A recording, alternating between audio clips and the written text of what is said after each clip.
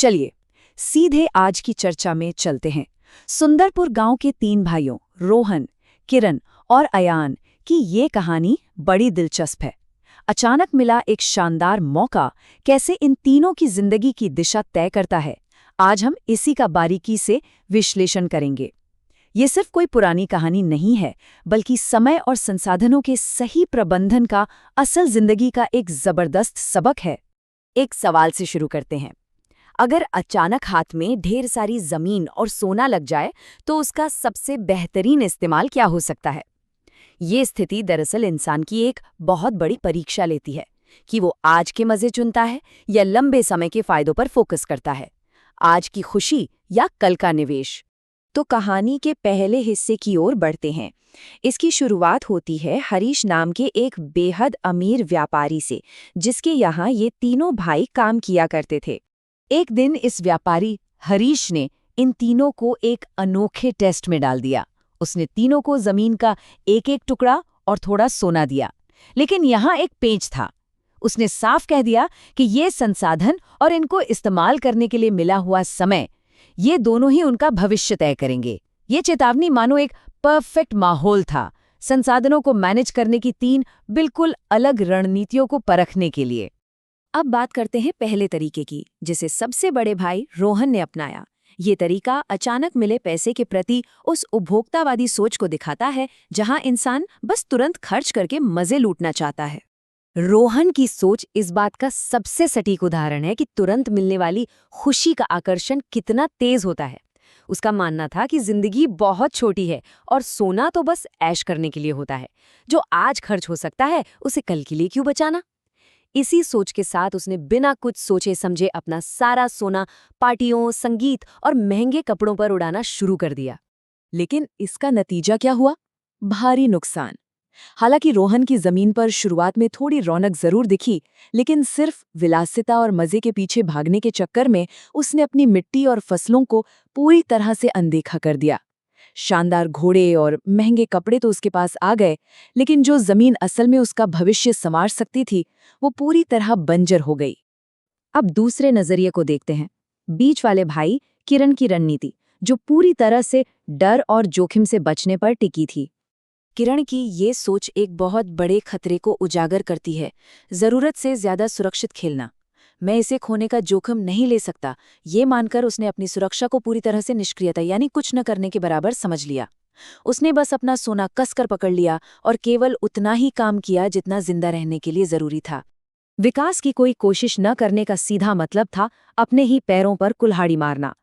डर के मारे उसकी जमीन खाली पड़ी रही और उसमें सिर्फ खरपतवार उगाए। उसने कभी भी उस संपत्ति को बढ़ाने की कोशिश ही नहीं की। ये अवसर गंवाने की कीमत का एक बहुत ही क्लासिक उदाहरण है, जहां कुछ न करना भी अंततः एक बहुत बड़ी कीमत वसूलता है। इसके बाद आता है तीसरा और सबसे अलग नजरिया, सबसे छोटे भाई अयान का। अयान ने इस अचानक मिली संपत्ति को बस एक तोहफा नहीं, बल्कि एक बहुत बड़ी जिम्मेदारी माना। उसका मकसद सिर्फ अपना फायदा नहीं, बल्कि एक बड़े उद्देश्य के लिए काम करना था। अयान के काम करने का तरीका कमाल का व्यवस्थित था। सुबह से शाम तक कड़ी मेहनत करते हुए उसने सबसे पहले जमीन को समझा। उसने जरूरी औजार और बीज खरीदे और एक छोटी सी नोटबुक में हर एक बीज और हर एक सिक्के का पूरी बारीकी से हिसाब रखा। बात यहीं खत्म नहीं होती, उसने अपनी रोज की कमाई का एक हिस्सा जरूरतमंदों के साथ भी बांटा। अयान की समझदारी इसी बात में झलकती है। जब रोहन ने उसके इस तरह मेहनत करने का मजाक उड़ाया, तो अयान की सोच बिल्कुल स्पष्ट थी। उसका मानना था कि जिंदगी बेशक छोटी है, लेकिन इसका मतलब ये बिल्कुल नहीं कि इसे डर कर या चीजों को बर्बाद करके निकाल दिया जाए। समय और सोने का सही और समझदारी भरा इस्तेमाल ही सबसे ज्यादा जरूरी है। और फिर समय अपनी चाल चलता रहा। दिन महीनों में और महीने सालों में बदल गए। शुरुआत में लिए गए फैसलों ने अब गहरी जड़ें जमा ली थीं और उनके परिणाम सबके सामने आने लगे थे। यही तो होता है समय के साथ बढ़ने वाला प्रभाव। और आखिरकार वो दिन आ ही गया जब हरीश वापस लौटा, ये देखने के लिए कि उसके दिए गए निवेश का क्या हुआ। तो चलिए अब इस पूरी परीक्षा के अंतिम पड़ाव की तरफ चलते हैं, जहां इन तीनों रणनीतियों का असली परिणाम सामने आता है। इन तीनों नतीजों को अगर एक साथ रखकर देखें तो तस्वीर एकदम साफ हो जाती है। एक तरफ रोहन है जिसने मजे के चक्कर में लापरवाही की और अपना सब कुछ गवा बैठा। दूसरी तरफ किरण है जो डर के मारे अपने ही जाल में फंसा रहा और गरीब का गरीब ही रहा। लेकिन अयान की बात कुछ और थी। कड़ी मेहनत, समझदारी और उदारता के संतुलन ने उसे एक शानदार और स्थायी विकास दिया। उसके खेत अब लहलहा रहे थे।